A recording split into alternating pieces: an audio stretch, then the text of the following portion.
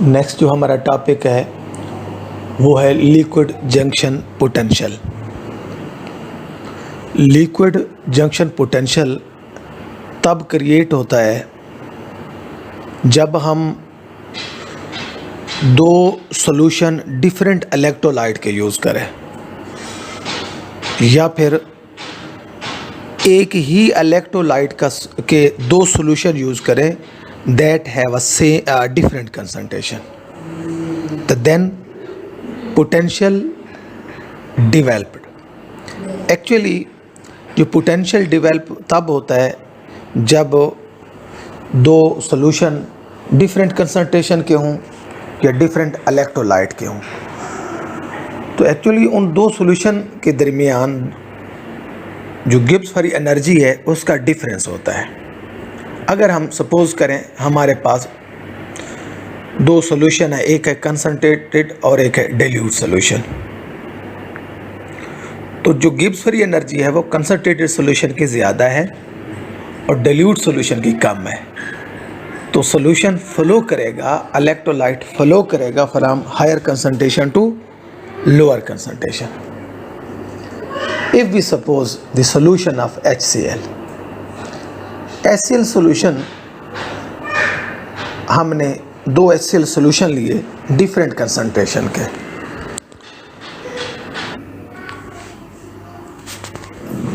तो इसमें फिगर में आप गौर से देखें, दो कंपार्टमेंट हैं, कंपार्टमेंट A और compartment B।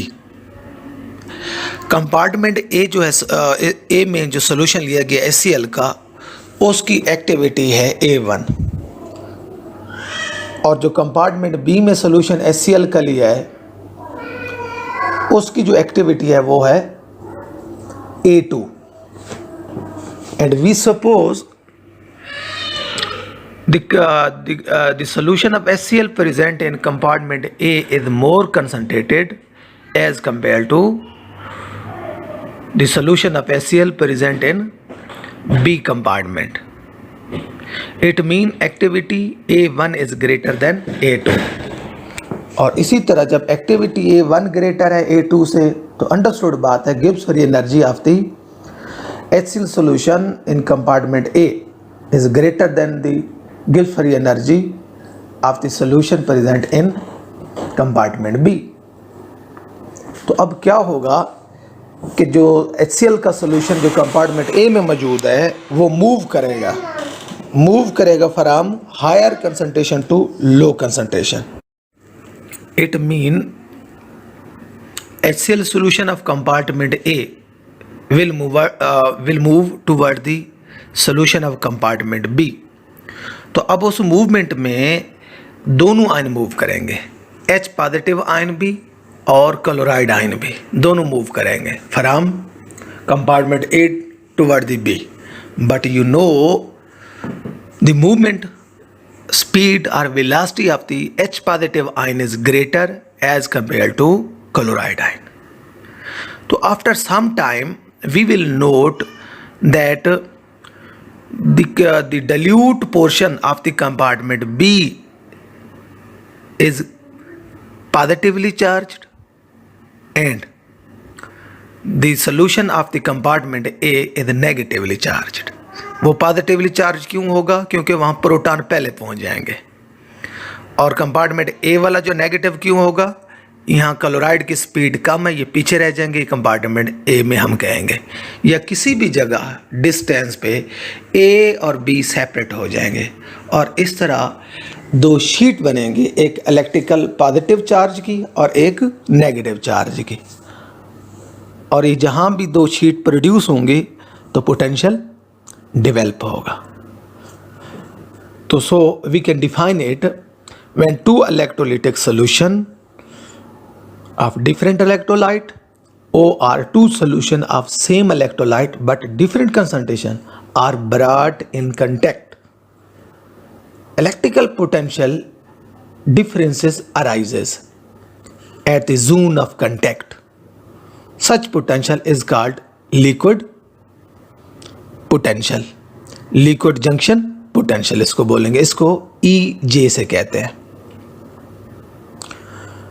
A voltage produce across the junction, वही बात जो दोनों डिसिमिलर इलेक्ट्रोलाइट में प्रोड्यूस हो या सेम इलेक्ट्रोलाइट के डिफरेंट कंसंट्रेशन के सॉल्यूशन के दरमियान जो पोटेंशियल डेवलप होगी उसे को हम इलेक्ट्रोलिटिक जंक्शन पोटेंशियल भी कहते हैं। और रिज़ल्ट इसका एक्चुअली वो है difference in Gibbs free energy की वजह से। डिफरेंस गिब्स फ्री एनर्जी की वजह से ये ट्रांसफ़र ऑफ आयन होगा, कंसनट्रेटेड आयन से आयन मूव करेंगे toward the more dilute solution. तो इस तरह हमें जो शीट मिलेंगी डबल लेयर की, तो वो पोटेंशियल डिफरेंस क्रिएट करेंगी और इसको पोटेंशियल लिक्विड जंक्शन पोटेंशियल बोलते हैं। और ये लिक्विड जंक्शन पोटेंशियल का प्रोड्यूस होना एक्चुअली सेल की एफिशिएंसी को डिस्टर्ब करता है। तो ज़रूरी है कि लिक्विड जंक्शन पोटेंशियल को डिक्रीज़ किया जाए। Liquid junction potential can be decreased by using salt bridge of KLC in a gel of porous material, यानी कि हम जेलीज़ में यूज़ करते हैं या फिर हम पोरस मटेरियल में यूज़ कर सकते हैं। साल्ट ब्रिज यूज़ कर सकते हैं या मेम्ब्रेन यूज़, जिसको हम कंडक्टिंग मेम्ब्रेन या पोरस बैरियर मेम्ब्रेन कहते हैं, वो भी यूज़ कर सकते हैं। इसकी मदद से भी हम लिक्विड जंक्शन पोटेंशियल हम डाउन कर सकते हैं।